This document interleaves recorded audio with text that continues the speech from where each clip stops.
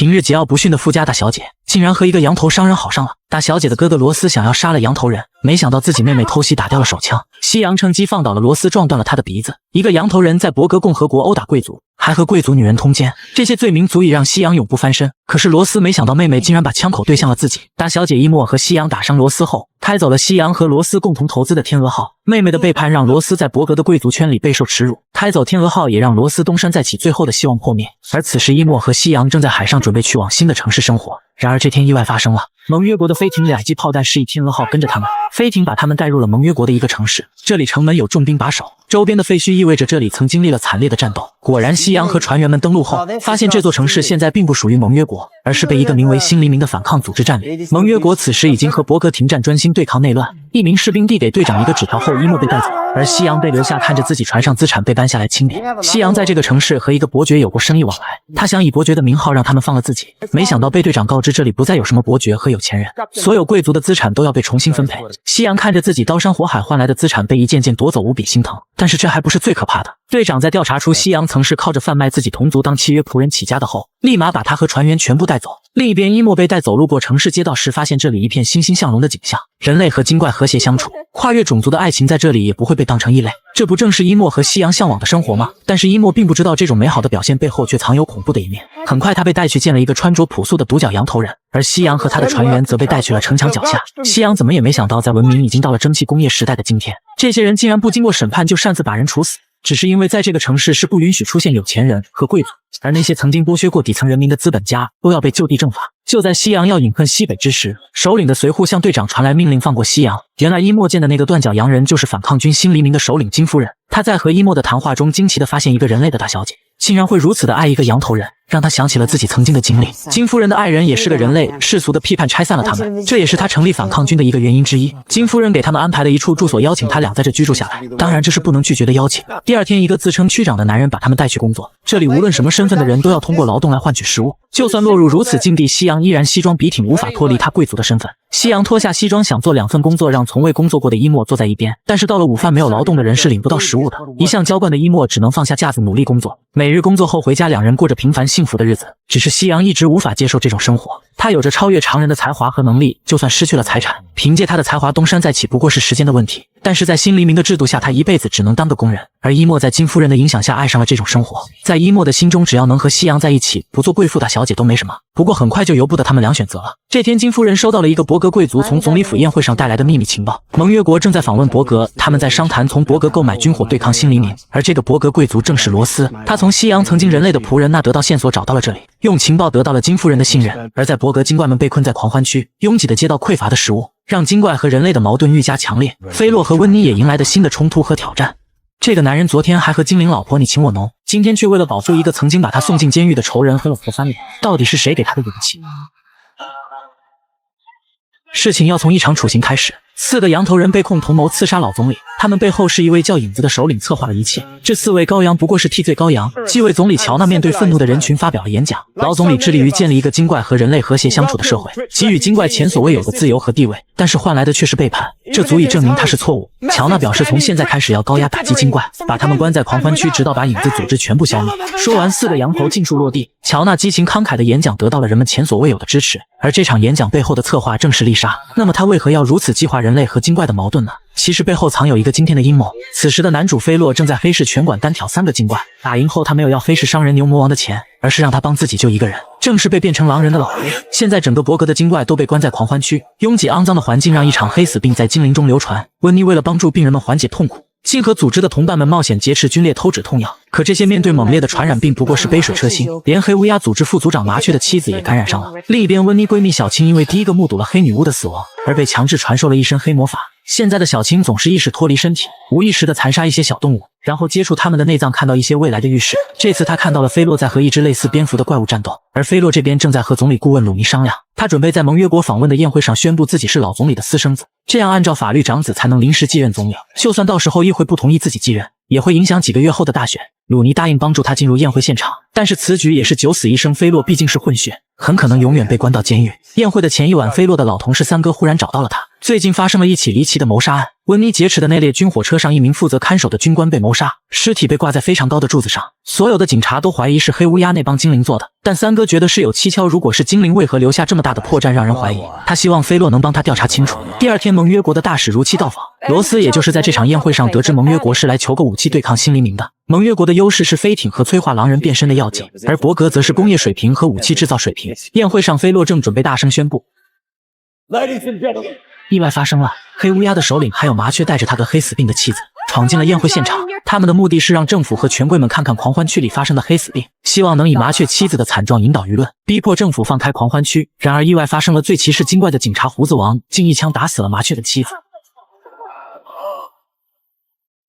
一片混乱中，精灵们四散而逃，同时小青意识又开始脱离，他预示到了黑乌鸦首领和另一名成员的死亡。果然随后就看到他们的人头和翅膀被挂在狂欢区封锁墙上，警察们看到死的是精怪，都在那幸灾乐祸，而黑乌鸦首领被杀在狂欢区，引起了轩然大波。精灵们都怀疑是人类警察为了报复示众而为，菲洛要加快查出究竟是何人所为，不然冲突升级，精灵们的处境将会更加危险。果然不出所料，黑乌鸦组织内以温妮为首，已经开始商讨如何报复。另一边，在和盟约国的宴会一结束，丽莎就找到了乔纳，因为她发现了一个千载难逢的机会。乔纳和他都是临时继位，很快大选就要来临，到时候以他们的资历必然会被替代，但是如果在战时就不会替换总理。丽莎让乔纳同意盟约国的请求，给他们提供武器就等于参与战争，但是如果盟约国平定了新黎明又回来跟伯格打仗怎么办？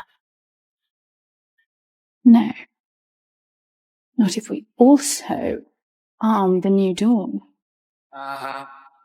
Then with both sides bogged down, our armies could retake Tiernan. 此刻的乔纳不禁感叹，眼前这个女人真是不简单，难道丽莎这么费尽心思都是在帮乔纳？显然她做这一切背后有着不可告人的阴谋。离开后，丽莎偷偷见了一个人，从小和她一起长大的羊头仆人。丽莎把他藏在阁楼，他们共同谋划了一个计划。见面后，丽莎拿走了父亲留下的所有钱，然后她把反对党几位重要的议员召见过来。议员们最近可不好过，由于狂欢区的封锁，他们的军工厂、钢铁厂没有廉价的精怪劳动力，纷纷停产。丽莎给了每人一份合同，她要以低价扩大自己在他们工厂的股份，只要大家同意出售，她会说服总理向盟约国出售武器，届时所有工厂都要超负荷工作，到时候总理不得不破例让一群熟练的精怪工人出来工作。这么诱人的条件，所有的议员都签了协议。很快一切都像丽莎说的那样，总理同意出售武器和放出狂欢区里的熟练工人出来工作。原来丽莎从一开始让人类和精怪的冲突升级都是为了低价购入工厂的股权，然后再想办法让狂欢区开放大赚一笔。盟约国的到访让她的计划加速成功，而丽莎和羊头女仆通过赚来的大量财富拿去收买议员，准备在大选把乔纳搞下台，自己来当总理，最后完成他们的终极目标。同时狂欢区里菲洛正在对案件一筹莫展之时，小青找到了菲洛，告诉他自己最近发生的一切，还有之前预示到黑乌鸦首领死亡的地点。果然在小青提供地点的钟塔顶楼发现了黑乌鸦首领的无头尸体。菲洛破开了首领的肚子，想让小青再试一下内脏占卜，看看怪物的下个目标是谁。小青看到了未来狂欢区里一片混乱，人类在和精怪争斗，而那只有着蝙蝠翅膀的怪物直接找到了小青，小青就是他下个目标。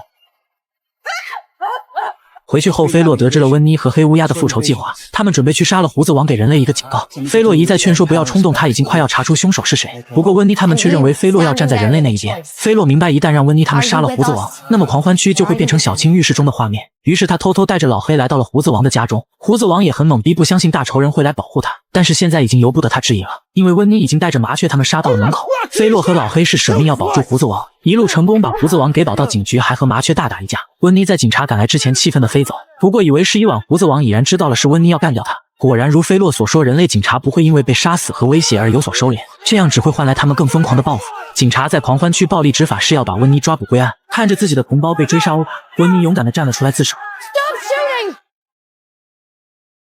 而另一边的一个女人也即将陷入困境。老总理的幕僚大臣给了乔纳一份文件，他发现了丽莎故意制造混乱，低价购买军工厂的股票，用赚来的钱秘密收买议员的证据。乔纳此时才明白，丽莎不但利用自己，还要拉自己下位。没多久，丽莎衣服还没来得及换，就被秘密警察以叛国罪带走，送进了监狱，和温妮做起了邻居。两人还没来得及聊上几句，乔纳出现了，他给了丽莎一个机会，只要签下认罪书，他会失去权力和财产，但是可以饶他不死。丽莎拒绝了，对他来说这些比生命更重要。密谋敌国，出售武器，企图控制伯格议会，总理有权立刻处死叛国者。温妮和丽莎被带上了刑场，没有任何拖沓和废话，丽莎被干净利落的处死。此时监狱门外，菲洛假扮警察要送一个黑乌鸦的成员进监狱，当然这是他和麻雀为了救出温妮的计划，而温妮此时已经被送上了断头台。女人即将被处死前，莫名而来的鲜血溅了她半脸。接着，一个行动敏捷的飞行怪物袭击了监狱，几十名持枪预警的眼睛根本跟不上怪物的速度。很快全部都被怪物尽数屠尽。这位穿着优雅的人类被怪物留到了最后，他是这个国家的总理。此时乔娜已经被吓得手脚发软，无法抵抗，而怪物也给了他一个最优的机会。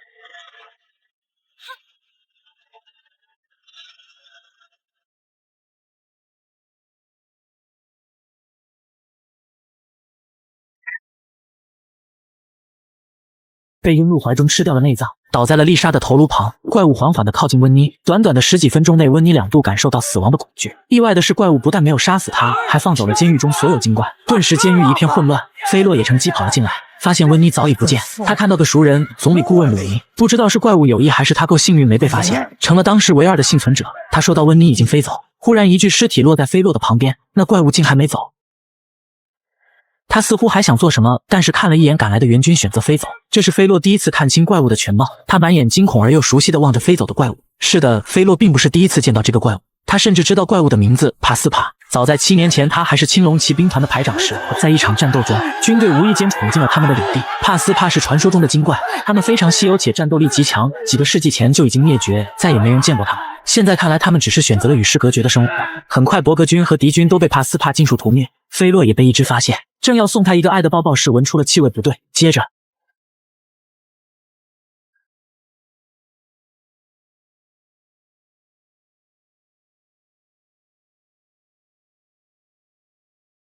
每一只帕斯帕都有2种形态，非战斗形态就是人类的模样。他闻出了菲洛身上有一半精灵的血脉，所以放走了他。可以看出帕斯帕只仇恨人类。回到营地后，菲洛向长官报告发现的一切。长官考虑再三，决定炮轰帕斯帕的领地，因为如果选择绕开那片山谷，耗费太多时间，不能及时增援前线，就会导致我方死伤惨重。菲洛一再反对，想改变长官的想法。不过长官此举是最好的选择，难道派人去和帕斯帕谈判吗？那群怪物看到人类就杀，根本没有人类可以和他们沟通。其实此时菲洛是有办法与帕斯帕谈判的，只要他向长官坦白曾有一个帕斯帕因为他混血的身份放过了他，那么长官一定会同意他去谈判。但是菲洛为了隐瞒身份，选择了执行长官命令，炮轰了帕斯帕最后的栖息地。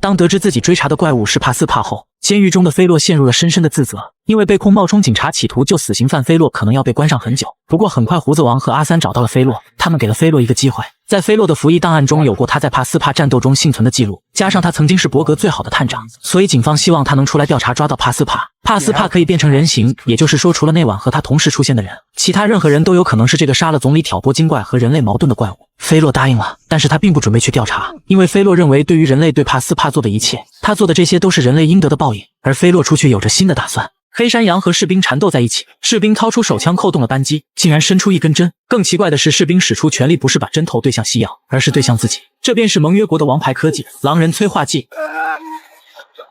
被吓坏的伊莫终于想起柜子下的步枪，那么为何盟约国的狼人兵会出现在这里？3天前，西洋开始明白，如果自己一直抵抗这种生活，可能会小命不保，所以他开始装着融入，和他们以同志相称，把区长送他的杨克斯理论放在心口，假装很喜爱的样子。但是背地里在干活时，无时无刻都在计划着如何逃走。终于给他找到了机会，认识了一个名叫肖恩克的人。这个人有办法带他逃走，西洋也承诺只要逃出去会给他一大笔钱。然而就在他们刚交谈完，黑卫兵找上了他。西洋被押去见了金夫人，金夫人一句话没说，掏出一把左轮枪递给他。正当西洋一脸懵逼之时，金夫人让手下带上来一个人，正是罗斯。本来计划着拿偷听到的情报讨好新黎明首领，然后干掉西洋夺回妹妹，可是他没想到这些情报金夫人早已知晓，更没想到的是这里的人最痛恨的就是他那种贵族。如果罗斯读过那本杨克斯理论就明白，金夫人当初只是因为在做仆人时偷吃了贵族的残羹剩饭，就被当成小偷关进监狱。也就是在那里，他写下那本书，发动了这场革命。本来一般贵族可以一枪解决了，但是金夫人似乎对西洋和伊莫特别重视，特意把他留给西洋亲手杀掉。本集结尾会解释为什么金夫人这么重视他们。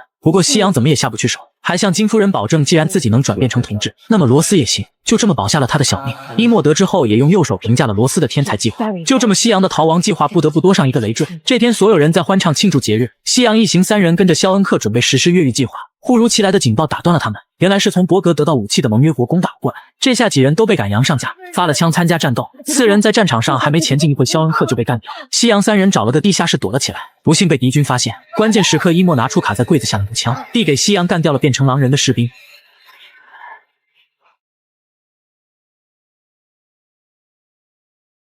之后3人偷摸地溜出了主战场，身后的城市一片火海，看来盟约国是倾尽主力是要铲平新黎明。在内陆艰难前行时，罗斯又和妹妹吵了起来，还把妹妹老底给掀了。他告诉西洋，知道为什么伊莫那么年轻漂亮却没有追求者吗？因为他四处滥交，名声在伯格已经坏了，没人愿意要他。西洋搬来的那天为何他那么兴奋？原因就是终于来了个不知道他名声的男人。被揭了老底的伊莫开始阴谋了。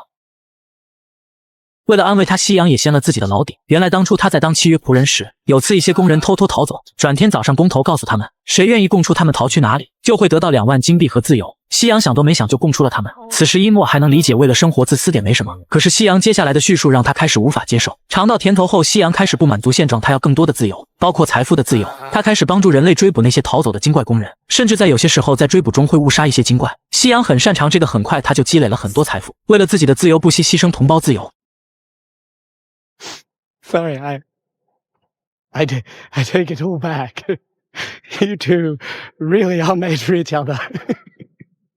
伊莫还没来得及震惊，一群盟约国的士兵从路边经过，罗斯立刻想到过去投降，因为伯格现在和盟约国是盟友，肯定会放过自己。西洋一把打倒了他，罗斯奋力想要喊出声音求救，伊莫赶紧上前捂住了他的嘴，因为他俩都明白盟约国是不会放过西洋这类的精怪。为了不让罗斯发出声音，伊莫堵上了他的鼻子，直到自己的哥哥死去，永远闭嘴。盟约国的士兵离去，伊莫成功的保住了爱人，但罗斯的死也让他幡然醒悟。曾以为能打破世俗和西洋自由的相爱很浪漫，但殊不知自己早已经被爱情控制住，甚至做出了这么愚蠢的事。加上知道西洋不堪的过去后，他决定清醒过来，为自己而活，不再被爱情冲昏头脑。就在争吵时，革命军发现了他们，在一片尸横遍野的死人坑中见到了金夫人，这就是革命的代价。金夫人告诉他们，革命如同一场飓风，摧毁沿途的一切，最终获得胜利也只能站在废墟上庆祝。新黎明已经击退了盟约国最后一支军队，很快盟约国将要不复存在。金夫人也道出了为何一直特殊对待伊莫和西洋，因为需要他们代表新黎明去伯格做特使，亲眼让他俩看到革命之后惨烈的场景。如果伯格不希望把革命的飓风刮过去，就必须同意和新黎明签订和平条约，这也意味着伯格要承认他们的政权。很快，伊莫和西洋作为代表被送回了伯格。伯格议会派出了鲁尼和另外2名大臣在府外接见了他们，因为他们是不被承认的政权。听完伊莫传达的和平条约，其中就要求停止给盟约国提供武器。2位大臣觉得议会一定不会同意这样条款，但是伊莫要求行使他的权利。金夫人之所以让伊莫来当特使，是因为伯格的法律规定，所有贵族在面对国家安全的问题上，有权利向议会提出议题并进行投票表决。伊莫在目睹过革命的惨状后，当然也不希望自己的故土经历这些。另一边，狂欢区传来一个消息，盟约国因为和新黎明的战斗撤出了在精灵故土特纳诺克的军队，也就是意味着特纳诺克解放了，而菲洛正在计划如何帮助精灵重返故土。一群精灵手持燃烧弹飞向码头，这里有大量的精怪等待上船回到故土特纳诺克。当菲洛得知盟约国放弃特纳诺克时，立刻假借查帕斯帕的下落，让胡子王安排了他和鲁尼的见面。菲洛希望鲁尼能说服议会安排货船把精怪送回特纳诺克。很快鲁尼就成功的说服议会，精怪们都非常兴奋要回到故土，包括温妮。2度在鬼门关徘徊，让温妮决心退出黑乌鸦。现在的他只想要好好的生活，可是他没有想到黑乌鸦竟然和帕斯帕联手，毁掉了他们回家的希望。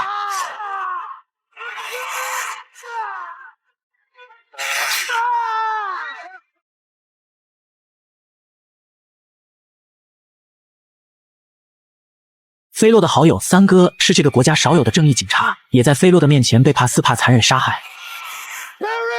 看着好友的尸骸和惨烈的战斗现场，本不准备调查帕斯帕的菲洛开始转变。在清理战场时，发现很多伯格海军陆战队的尸体。菲洛立刻明白了什么。夜晚，鲁尼来到现场，看着这些军人尸体，神态悲伤。菲洛出现在他身后，原来这些军人是藏在货轮，准备作为第一批攻打特纳诺克的先遣队。伯格议会认为这是拿下特纳诺克绝佳机会。特纳诺克本就是伯格的殖民地，鲁尼凭什么能那么快向议会申请到2艘货轮？正是因为提出了这个计划，这也是无奈之举。相比现在的狂欢区殖民地，特纳诺克条件要好太多了，他也只能2害取1轻。2人推论帕斯帕一直在挑拨精灵和人类的关系，这种后果谁最受利？加上新黎明刚刚派使者来伯格就发生这个事，他们断定袭击和新黎明脱不了关系。另一边，气愤的温妮找到了麻雀，质问他为何破坏精怪们回家的机会。争斗中，温妮被敲晕绑了起来。金夫人竟然也来到了伯格，他们告诉了温妮议会送精怪回去的阴谋。现在黑乌鸦和金夫人合作，想要解放狂欢区。他们还有一个强大的盟友，就是帕斯帕，希望温妮能加入他们。在金夫人一再劝说下，温妮心动了。画面来到伊莫这，在得知港口被袭击后，伊莫非常生气，指责新黎明的欺骗，说好是来谈和平条约的，并拒绝再去议会上演讲。就在此时，鲁尼带着一群警察冲了进来，以叛国和谋杀罪逮捕3人。伊莫告诉鲁尼新黎明的残忍，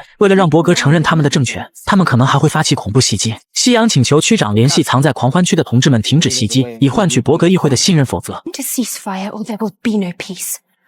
区长考虑再三后答应了，他写了一份带有暗码的纸条交给西洋。西洋来到狂欢区后，顺利的被黑乌鸦的人带去见了金夫人。可是金夫人看到留言，却直接让人把西洋给捆了起来。原来这个暗码的意思根本不是什么停战，而是告知金夫人伊莫拒绝在议会代表新黎明演讲。第二天，伊莫就收到了来自金夫人的礼物——西洋的一只脚。与此同时，金夫人的袭击计划也在展开。她先是让温妮和麻雀3人袭击了人类3K 帮的酒吧。袭击中，温妮和麻雀身份被幸存的警察丧彪发现。这次的袭击彻底点燃了人类的怒火，他们围住了狂欢区的大门，要求警察放他们进去。而殊不知，在狂欢区内，金夫人为首的一众人正在计划如何把他们一网打尽。金夫人提出让他们一路杀到酒吧前的小巷，然后前后夹击干掉他们。现在没人知道新黎明已经偷偷把武器运到了狂欢区，可是温妮立刻否认这个计划。放任人类杀到酒吧会导致很多精怪的死亡，但是革命就是如此，牺牲在所难免，这是金夫人一贯的作风。温妮主动提出自己愿意冒险引人类来广场，这里更好埋伏。况且人类帮派为首的丧彪知道温妮参与了袭击，温妮一露面必然会遭到优先追杀。此时他们所有人还并不知道金夫人的这个计划，不过是为了掩护帕斯帕完成一个更重要的事。菲洛从三哥身上找到了帕斯帕的牙齿，带给小青，因为他知道有一种黑巫术是可以利用对方身体的一部分施法，从而进入对方的意识中。小青准备好仪式，双手插入含有帕斯帕牙齿的沸腾鲜血，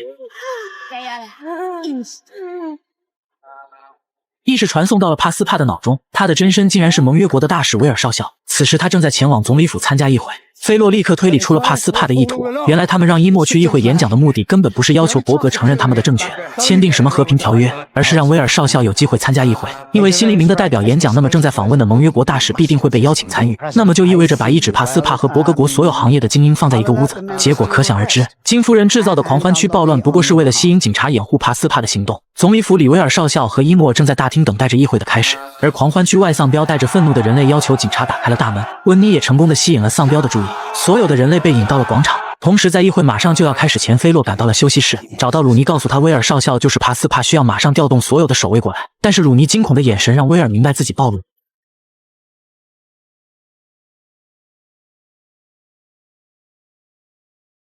What the devil is the delay now? Mate, what's taking the time?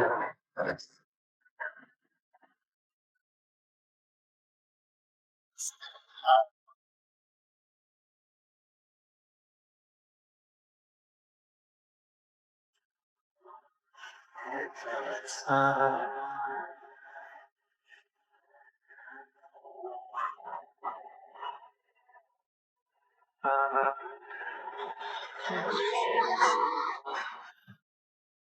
变身后的大使没有管菲洛他们，直接朝着议会大门冲了过去。菲洛及时从另一个方向跑进会议室，突出差一点就闯进去的帕斯帕。惊慌失措的议员们赶紧关上大门。帕斯帕见无法进去，转身就要去攻击菲洛。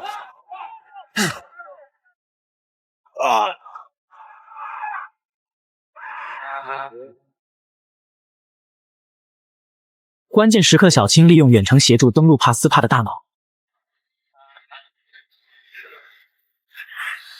帕斯帕很快就意识到要先干掉法师，转身就朝小青那里飞去。此时温妮正躲在广场上等待金夫人下令进攻，看到头顶飞过的帕斯帕，他知晓小青要帮菲洛的计划，立刻意识到帕斯帕可能是要去找小青。身边的麻雀阻止温妮过去，因为一旦温妮离开，可能会把广场上的人类引走。争吵中，他们被人发现。楼上的金夫人看到这一幕，将枪口对向了温妮。所有埋伏的反抗军听到枪声，开始攻击广场上的人类。而帕斯帕已经找到了小青。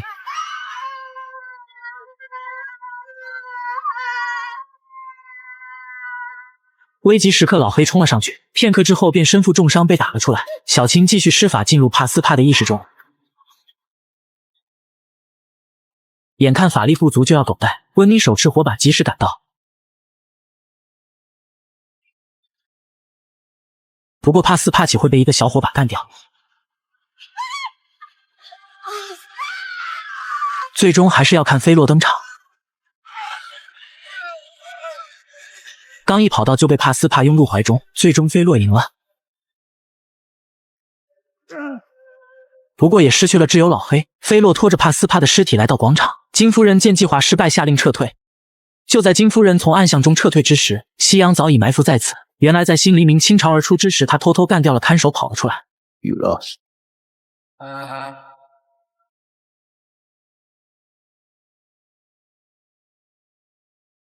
The seeds have been sown. 夕阳选择让警察来抓住金夫人，但金夫人最终还是选择了这种极端的方式。广场上大批警察赶到，菲洛终于平息了狂欢区里的动乱，但是一切都是暂时的，因为这个世界一直会有丧彪这种充满偏见的人类存在。不过菲洛的努力依然改变一些曾也持有偏见的人类。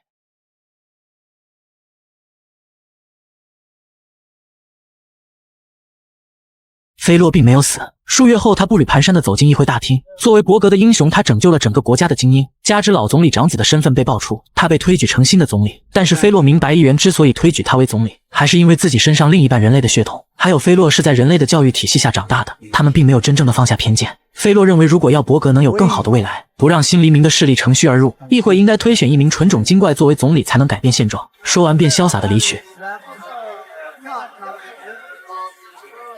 而温妮和小青回到了精灵故土，历经磨难，温妮终于明白自己内心所属，异性不过是为了繁衍，同性才是真爱。